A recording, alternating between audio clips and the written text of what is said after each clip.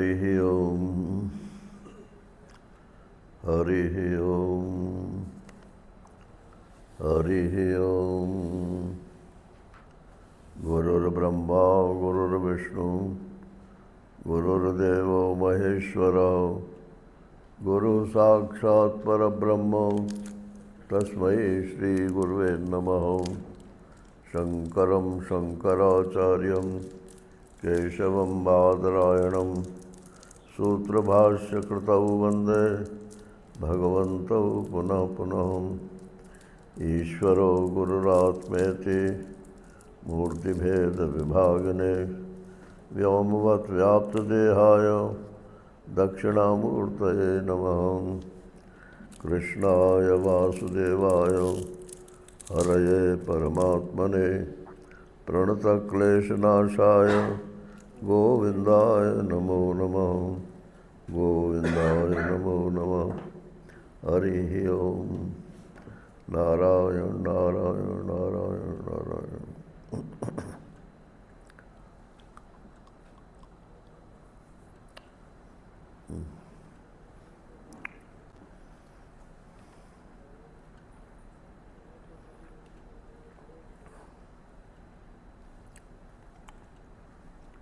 कल रामकथा का प्रसंग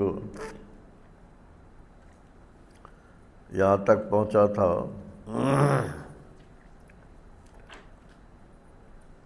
कि भगवान श्रृंगवेरपुर में रात्रि को जमीन पर सो रहे थे और गुह निषाद उनको देख करके शोक कर रहा था और भरत जी को और कैकेयी को गालियां दे रहा था और प्रारब्ध को भी खोटा बता रहा था। तो लक्ष्मण जी ने फिर उसको तत्व ज्ञान सुनाया।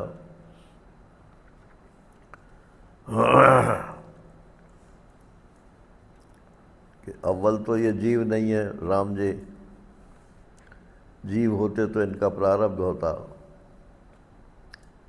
ये तो अपनी इच्छा से प्रकट होते हैं, अपनी इच्छा से चले जाते हैं। इच्छा में नरवेश संवारे। और वैसे भी इनका शरीर दिव्य है। और रह गई कैकेयी की बात, तो कोई न काऊ सुख दुख कर दाता, कोई दूसरा आदमी किसी का सुख या दुख वो नहीं दे सकता। निजकृत कर्म भोग सब भ्राता। हे भाई, सब अपनी अपनी करने का फल है।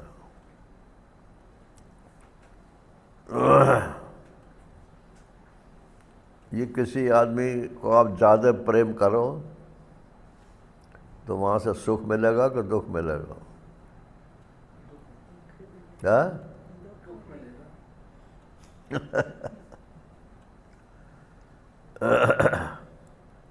दुख ही मिलना। जहाँ सुख है ही नहीं वहाँ से सुख मिलने का क्या सवाल है? वो तो जब तक आपकी आँखें नहीं खुलती हैं तब तक उस दुख को ही सुख माने बैठे हो।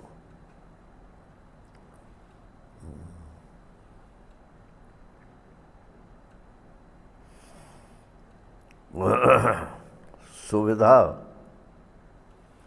सुविधा अलग चीज़ है, सुख अलग चीज़ है। तो हम रुपया पैसे से सुविधा इकट्ठी करते हैं, सुख नहीं इकट्ठी करते। गाड़ी खरीद ली, इधर से उधर जाने में आसानी हो गई। फ़ोन खरीद लिया, घर में, ये सब पैसे की माया है ना। टीवी लगा लिए बड़े बड़े, फालतू टाइम में अपना टाइम वेस्ट करने लगे। तो ये सब पैसे जिसको हम सुख मान रहे हैं वो असल में सुख नहीं है, वो दुख का मूल है। अभी हमको ये पता नहीं है कि दुख का मूल है, इसलिए सुख मानते हैं उसको। तो अति जहाँ पे हो जाएगी वहीं दुख हो जाएगा। सबसे प्रेम करो, किसी एक से ज़्यादा प्रेम मत करो। सबसे प्रेम जो आदमी करता है वो प्रेम सामान्य होता है, और किसी खास व्यक्ति से प्रेम करता है, खास वस्तु से प्रेम करता है, तो वो बदले में दुख को प्रदान करती है।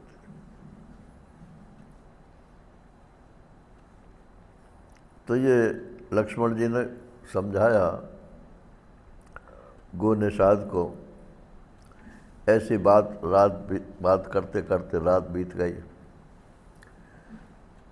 सुबह उठ के भगवान ने स्नान आदि किया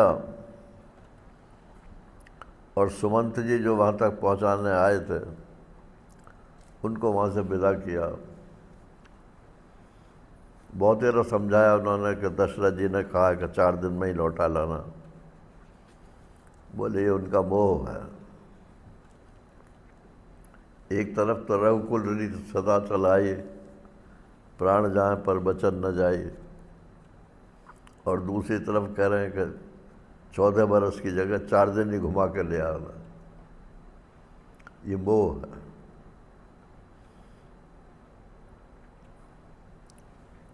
तो नहीं गए।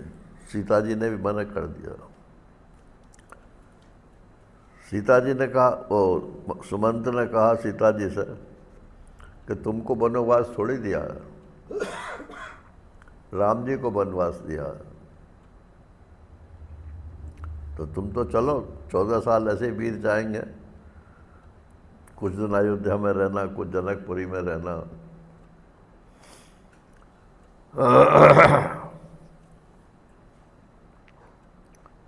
बोले नहीं, मेरा तो जहाँ मेरा पति है वही मेरा घर है, वही अयोध्या है, वही जनकपुरी। जनकपुरी तो उसी दिन छोड़ दी जिस दिन ब्याह हुआ। मनुस्मृति में लिखा है कि शादी के बाद लड़की को अकेले अपने पियर नहीं जाना चाहिए। जाए तो पति के साथ जाए और उसी के साथ लौट आवे। अब उसका उससे कोई संबंध नहीं है। अगर आजकल तो सब उल्टा ही है।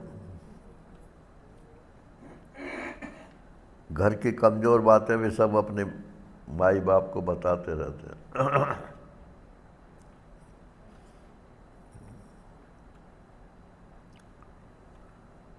ये सब संस्कारों से आता है, पढ़ाई लिखाई से नहीं आता है।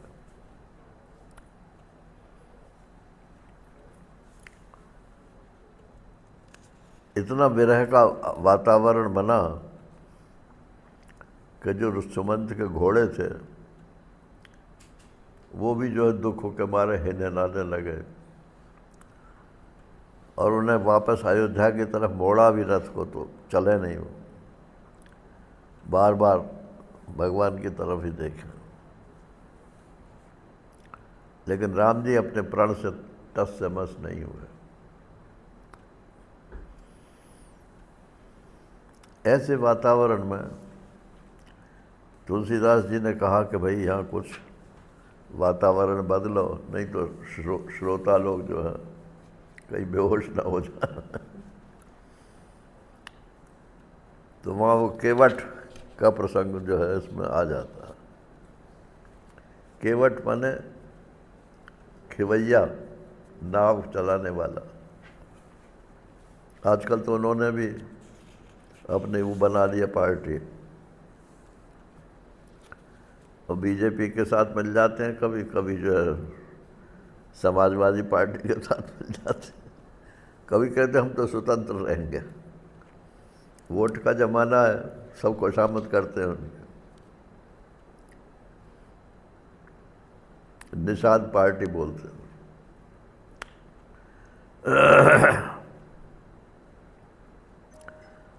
अब गंगा जी को तो पार करना ही था, तो कैसे पार करें? नाव से ही पार करना है। तो ये प्रसंग जो है तो बहुत छोटा सा, लेकिन है बहुत हंसी मजाक का।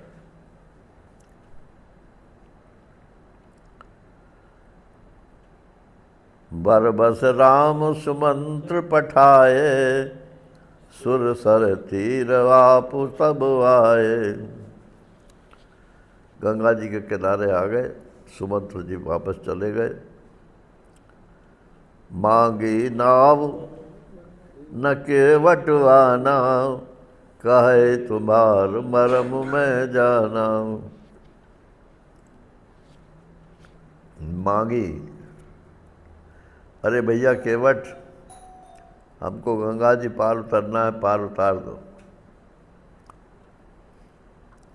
केवट बोला मैं नहीं आऊँगा, मुझे आपका मरम रहस्य मालूम पड़ गया। ब्रह्मा विष्णु महेश तक को तो मालूम है नहीं, केवट को मालूम पड़ गया। ये भक्ति का रहस्य बता रहे हैं। एक होती है प्रेम, एक होता है भक्ति। प्रेम ऊंची चीज़ है, उसमें रहस्य जानने की इच्छा भी नहीं होती। हमारा प्रेमास्पद क्या करता है, किससे अपने को जानने की, हम तो प्रेम करते हैं। और जो भक्त होता है उसको सब मालूम रहता है कि मैं जिससे प्रेम करता हूँ वो क्या है क्या नहीं है। तो कह रहे कहे तुम्हार मर्म में जाना, मैं आपका मर्म माने रहस्य जान गया हूँ। क्या जान गए वही, चरण चरण कमल रज कह सब कोई, मानुष करण मूर कछु है। मैंने ये रहस्य जाना है कि आपके चरण कमल में जो रज है, धूली लगी हुई है। सभी लोग कहते हैं कि इसमें मनुष्य को बनाने की शक्ति है। अहिल्या को छू दिया तो वो तो पत्थर थी, स्त्री हो गई। तो कहीं ऐसा ना हो कि आप मेरी नाव पर चढ़ो और आपकी धूली मेरी नाव पर लग जाए तो मेरी नाव ही स्त्री बन जाए। अब ये हंसी की बात है ना, हंसी नहीं, प्रसन्नता की बात। मानुष करण मूर कछु आई, मनुष्य बनाने की कोई जड़ी बूटी आपके चरणों में की रज में है। छुअत शिला भई नार सुहाई, पाहन ते न काठ कठिनाई। अहिल्या तो पत्थर थी, वो छूते ही जो स्त्री हो गई और सुंदर स्त्री बन गई। तो मेरी तो नाव लकड़ी की बनी हुई है और वो तो पत्थर की थी। अगर वो स्त्री हो सकती है तो कहीं ऐसा ना हो मेरी नाव भी स्त्री बन जाए। और बन जाएगी तो अच्छी बात है, घर में दो दो स्त्री हो जाएंगे। ये एक ही बड़ी मुश्किल से चलती है। घर में दो दो पत्नियां हो जाए तो क्या हाल होगा।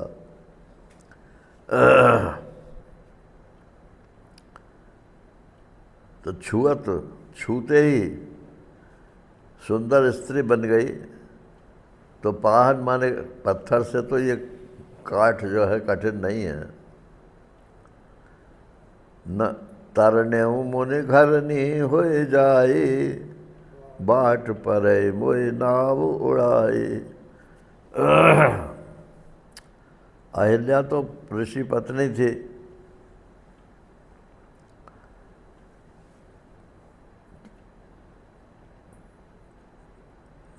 तो मेरी काठ की जो नाव है वो भी कहीं मुनि घरनी ना हो जाए या फिर बिल्कुल उड़ी जाए, ख़त्म हो जाए, तो मैं अपना परिवार कैसे पालूंगा फिर। बाट परे मन मुझे ऐसा महसूस होता है। यही प्रतिपालूं सब परिवारू, नहीं जानूं कछु और कवारू। इससे तो मैं अपने परिवार का ही पालन पोषण करता हूँ, दूसरा और कोई धंधा मैं जानता नहीं हूँ, तो आपको उतारूँगा, आप 2-4 रुपए दे दोगे, लेकिन मेरी तो सारी ज़िंदगी खराब हो जाएगी।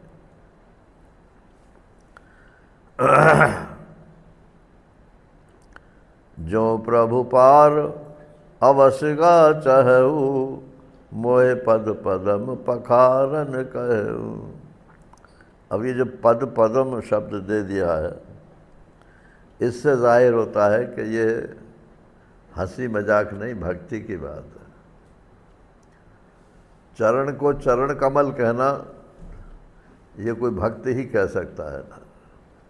तो मन ही मन तो उसने चरणों को अपने मन में रख लिया ना, और छू भी दिया वहाँ। अरे ये तो बहुत मुलायम है। मोहे पद पदम पखारन कहूँ, आपके चरण कमलों को धोने के लिए कहिए। जो प्रभु पार अवश्य का चयो। अब यहाँ प्रभु शब्द भी डाल दिया। हे स्वामिन, यदि आप वास्तव में ही गंगा जी पार उतरना चाहते हैं तो मुझे चरण कमल आपके धोने के लिए आज्ञा दीजिए। धो के क्या करोगे भाई? कि आपके पैरों में जो रज लग रही होगी ना, उसे धो दूंगा तो मेरी नाव जो है उड़ने से बच जाएगी। मगर उसका ये भाव नहीं था। उसका भाव तो बहुत गहरा है,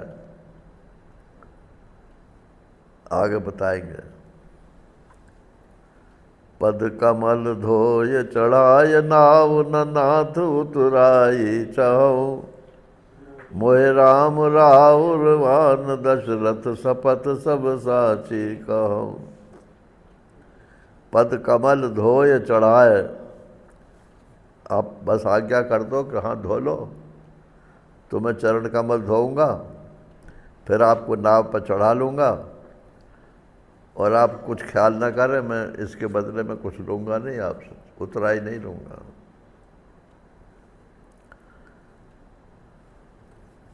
और जो मैं कह रहा हूँ सब सत्य बात कह रहा हूँ। क्या प्रमाण है कि दशरथ जी के मैं सौगंध खाता हूँ? अरे तू तो मेरे बाप तक पहुँच गया। जब लड़ाई होती है तो कहते बाप तक मत पहुँच।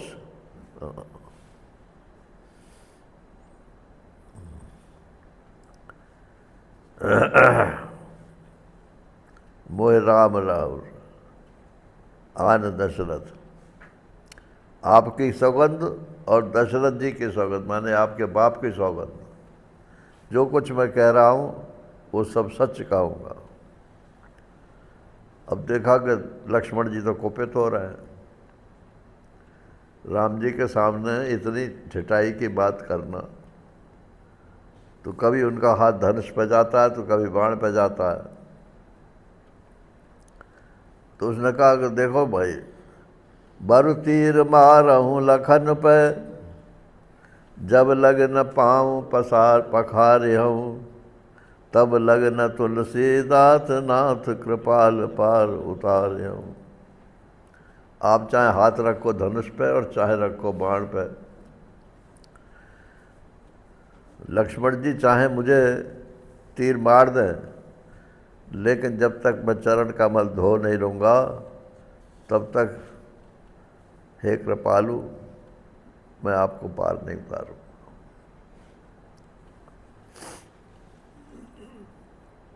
सुन के वट के बहन, प्रेम लपेटे अटपटे। बिहसे करुणा ऐन, चितय जानकी लखन तन। केवट के बैन वचन सुनकर के, कैसे बैन थे वो कि प्रेम लपेटे अटपटे। अब सौगंध खा रहा है बाप की, नारायण तो अटपटे तो बोल ही रहा है, और मेरी नाव उड़ जाएगी और मेरी पत्नी हो जाएगी, ये हो जाएगी। लेकिन सब में प्रेम था, तो ठाकुर जी तो प्रेम देखते हैं, वो शब्दों को नहीं पकड़ते।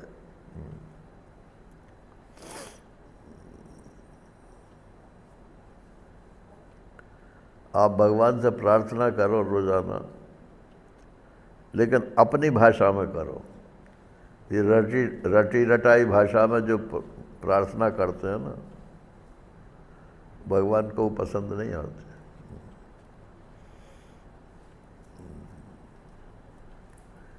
क्योंकि जिसने लिखी है प्रार्थना वो उसका भाव है, वो तुम्हारा भाव तो नहीं है ना। जो बालक के तोतर बाता, मुदित होए सुन पितो और बाता। अगर छोटा बच्चा बड़े बच्चे की तरह से बात करने लगे तो माता पिता को खुशी नहीं होती। तोतली बोली में जो वो बोलता है उसी से जो है वो माता पिता खुश होते हैं। माने उसकी सहज उच्चारण होना चाहिए।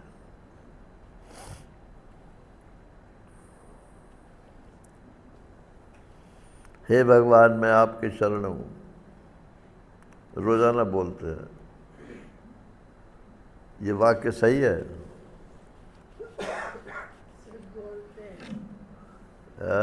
सिर्फ बोलने में क्या है? सिर्फ बोलते हैं, मान नहीं पाते उस बात। नहीं, ये वाक्य सही है क्या? मैं आपकी शरण हूँ, इसका अर्थ गलत है। शरण माने तो होता है कि जो रक्षक हो उसको शरण बोलते हैं। शरणम गृह रक्षत्रो, मैं आपकी शरण में हूँ, ये तो वाक्य सही है। और मैं आपकी शरण हूँ तो मैं तो आपका रक्षक हो गया और आप जो है मेरे रक्ष हो गए। उल्टा अर्थ हो जाता है इसका। लेकिन बोलते हैं सब।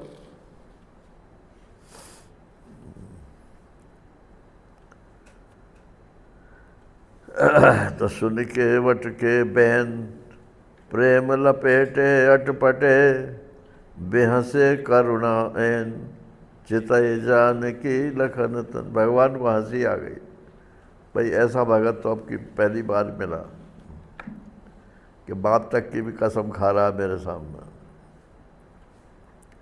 और चितई जानकी लखन तन, कभी जानकी जी की तरफ देखते हैं और कभी लक्ष्मण जी की तरफ देखते हैं। लक्ष्मण जी तो क्रोध में खड़े ही थे, तो उनकी तरफ क्यों देखे? हंस कर के देखे, बोले देखा तुम अपने को बहुत बड़ा भगत मानते थे, लेकिन तुम्हारी हिम्मत नहीं होती, शरणागति के अलावा और कोई शब्द तुम्हारे मुंह से निकलते ही नहीं है। और ये बेपढ़ा लिखा भगत, और ये कैसी वाणी बोल रहा है। और जानकी जी की तरफ देख करके क्यों हुए? क्योंकि दो ही भक्त हैं भगवान के। लक्ष्मण जी शेषावतार हैं और सीता जी जो हैं वो लक्ष्मी के अवतार हैं। तो भगवान तो शेष शैया पर रहते हैं। तो एक महात्मा ने ऐसा सुनाया था कि पूर्व जन्म में ये केवट जो था भगवान का भक्त था, और वो क्षीर सागर में भगवान के चरण के पास जाना चाहता था। तो जैसे ही वो वहाँ भगवान के पास को पहुँचा तो शेष नाग जो थे उन्होंने फुफकार मारी। फुफकार मारी तो दूर पल्ले पार पड़ गया। फिर लौट करके आया कि मुझे तो चरण छूने हैं। तो लक्ष्मी जी ने पकड़ के फेंक दिया उसे। तेरी इतनी औकात नहीं है कि भगवान के चरण छू। अब वो राजा धीराज है, नारायण हो।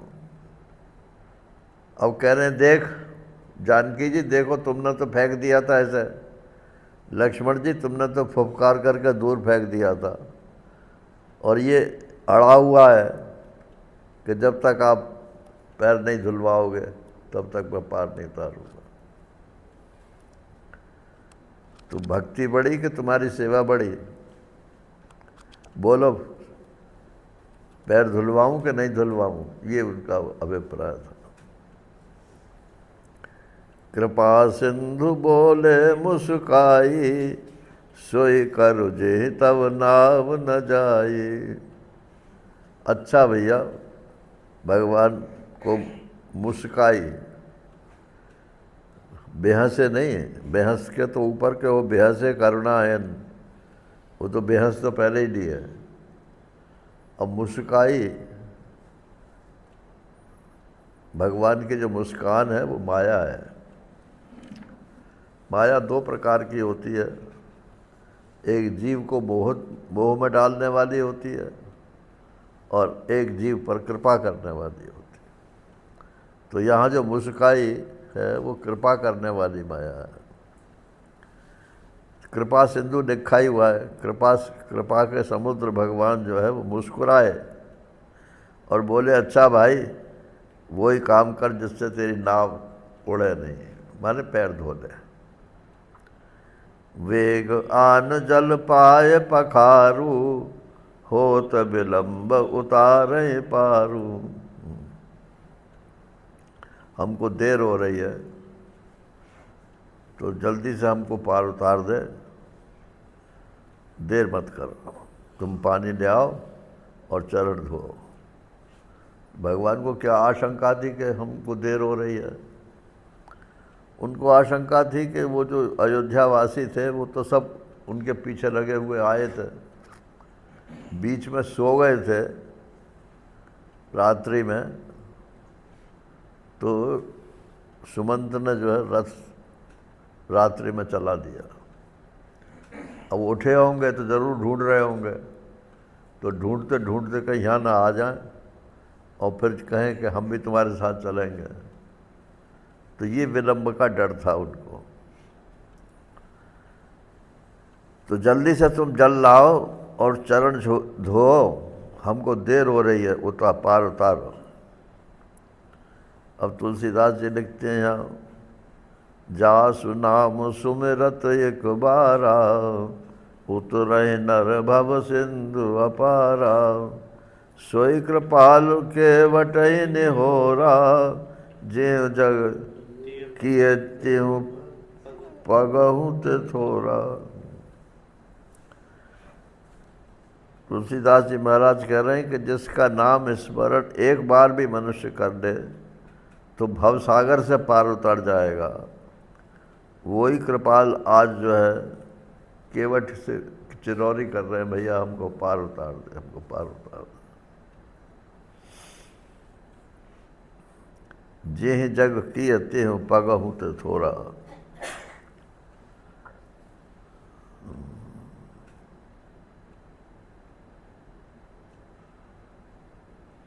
क्या अर्थ लिखा है इसका? जो वामन अवतार में तीनों, वामन अवतार में 3 पग में सारी पृथ्वी नाप ली थी।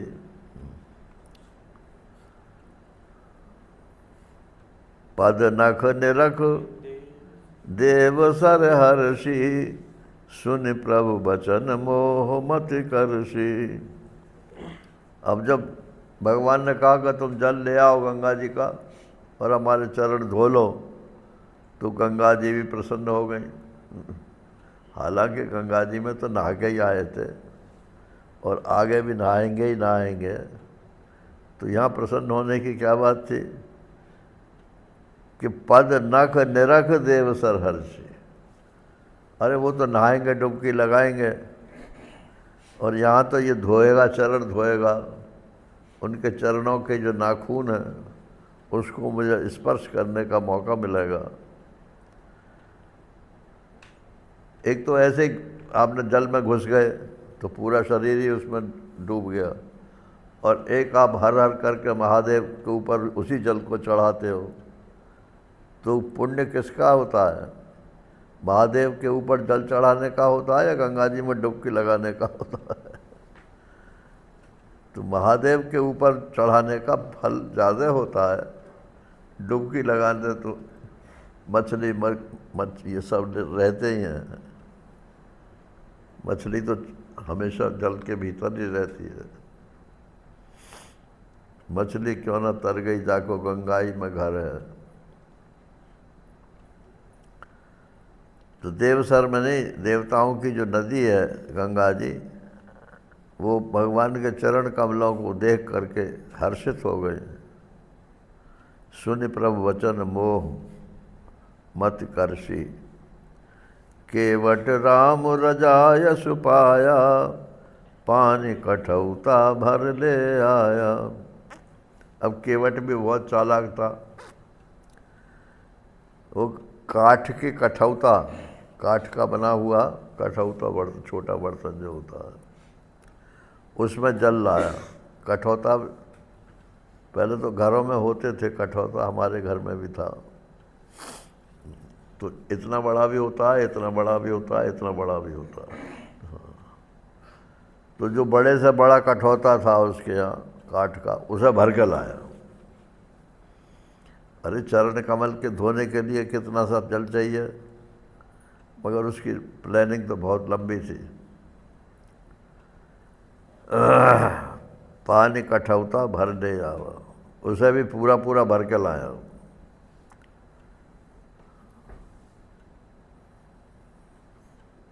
अति आनंद उमग अनुरागा, चरण सरोज पखारन लागा। अब चरण कमलों को उस कठौता के जल से धोने लगा। तो ऐसा नहीं कि चरण कमल बाहर रखे हों और कठौता का पानी उनके ऊपर डाल रहा हो। चरण कमल कठौता के अंदर ही रखे हैं और वहीं हाथ से रगड़ रगड़ के उनको धोने लगा। अति आनंद उमग अनुरागा, बरस सुमन सुर सकल सिहाई, ए सम पुण्य पुंज को नाई। देवता लोग ये सब देख ही रहे थे, तो वो फूलों की वर्षा करने लगे, कहने लगे भाई आज इससे बड़ा पुण्यशाली और कोई नहीं है। अब बताओ ये ओबीसी में आएगा शेड्यूल्ड कास्ट में आएगा? केवट जो है ये कौन सी जाति में आएगा?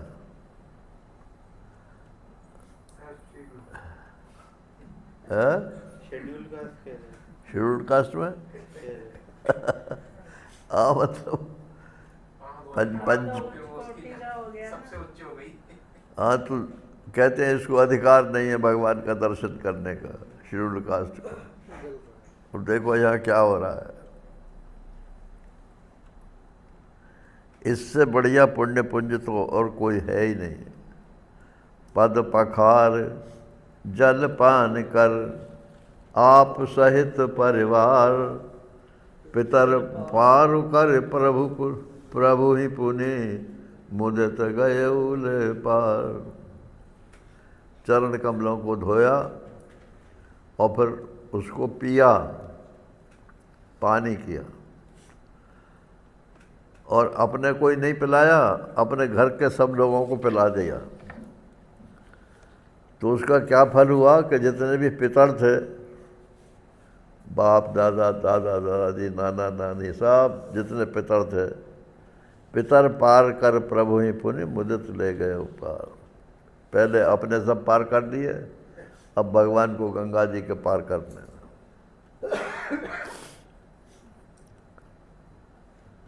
उतर ठाड़ भय सुर सर रेता, सिय राम गुह लखन समेता। अब जब पल्ली पार पहुंच गए तो उनकी रेती में, गंगा जी की रेती में नाव से उतर करके खड़े हो गए भगवान।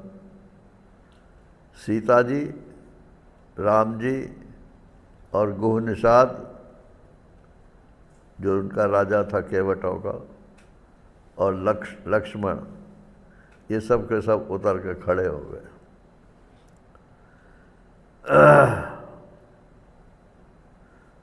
यहाँ एक सज्जन ने बताया कि सीता जी का नाम पहले क्यों दिया है इसमें।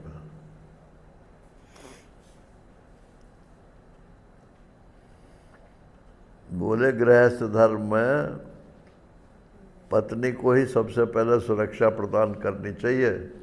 राम जी उतर जाते, लक्ष्मण जी उतर जाते, सब उतर जाते, सीता जी उसी में बैठी रह जाती पहले सीता जी को उतारा, उसके बाद राम जी उतरे, फिर उसके बाद लक्ष्मण जी उतरे, फिर अंत में गोह निषाद उतरे।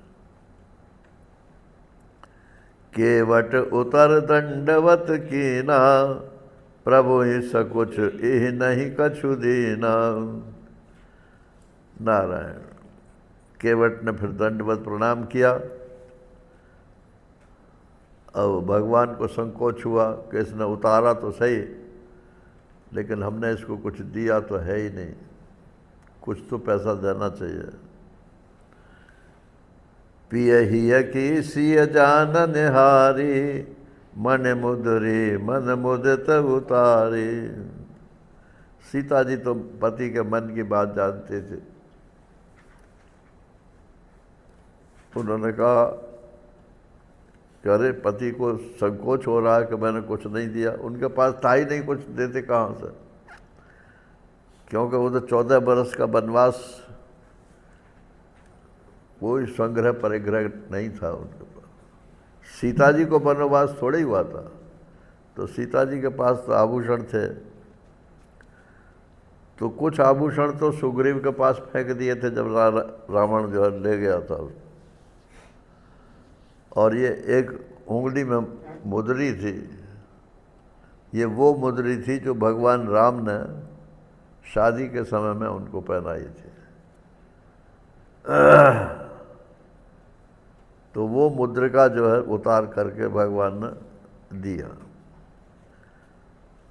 वो भगवान को दिया।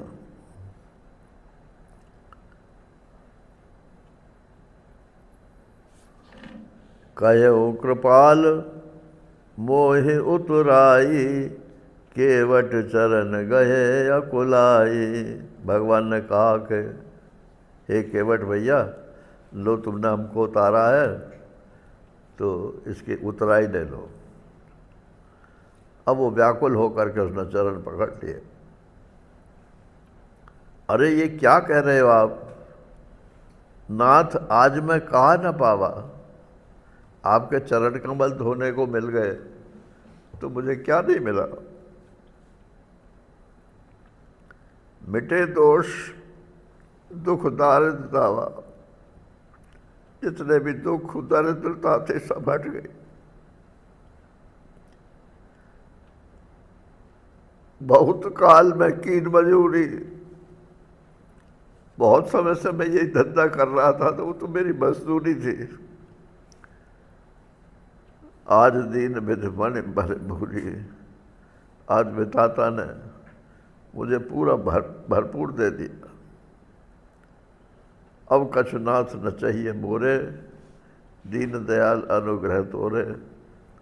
अब कुछ नहीं चाहिए। एक कथावाचक ऐसे समझा रहे थे कि उसने कहा कि अगर डॉक्टर किसी डॉक्टर से को दिखाने जाए तो वो डॉक्टर से फीस नहीं देता। तो आप भी डॉक्टर और मैं भी डॉक्टर, आप भवसागर से पार उतारते हो, मैंने आपको गंगा जी से पार उतारा, तो आप मेरे को मत तो उतराई। जब मेरा नंबर आवे ना भवसागर से पार उतरने का, तो मुझे आप फ्री में पार उतार दो।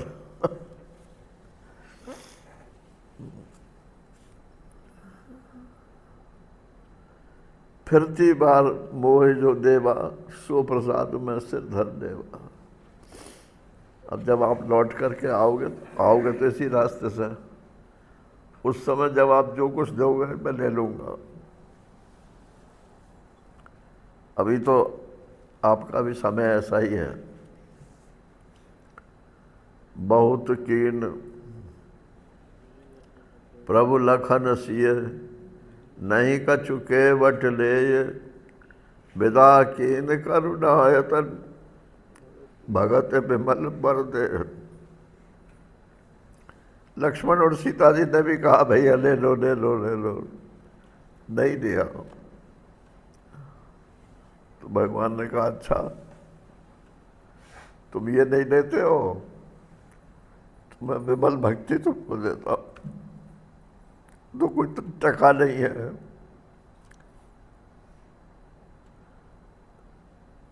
ऐसा करके ये प्रसंग यह पूरा हो जाता।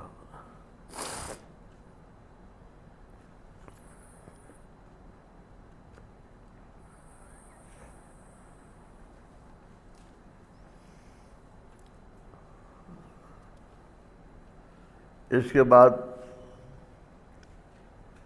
भगवान पार उतर गए और फिर रास्ते में सबको आनंदित करते हुए आखिर में वाल्मीकि जी के आश्रम में पहुंचे। अगर आप चित्रकूट गए होगे जरूर। इलाहाबाद से जब चित्रकूट जाते हैं तो पहले वाल्मीकि आश्रम पड़ता है, उसके बाद चित्रकूट आता। तो चित्रकूट का एरिया जो है उसी के अंतर्गत वाल्मीकि आश्रम है। तो उस टाइम में वाल्मीकि जी ऋषि तो और भी रहते थे वहाँ, लेकिन वाल्मीकि जो है ये सबसे बड़े तपस्वी थे और तत्वज्ञानी भी थे और भगवान के भक्त भी थे। और जो आगे अरण्य कांड में ऋषियों का वर्णन है वो सब भक्त टाइप के हैं, वो ज्ञानी नहीं है। और ये वाल्मीकि जी जो हैं ये ज्ञानी भी हैं और भक्त भी हैं। तो वाल्मीकि जी के आश्रम में पहुँचे।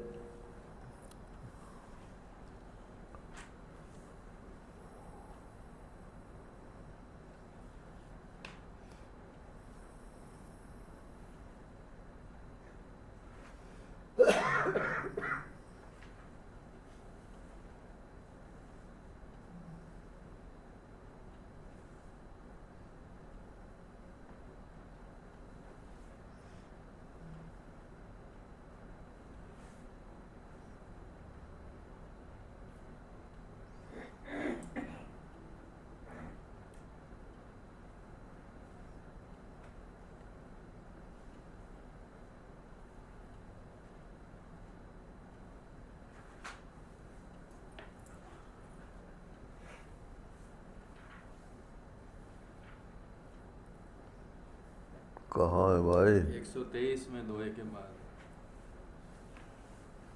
सुच सुंदर आश्रम न रख।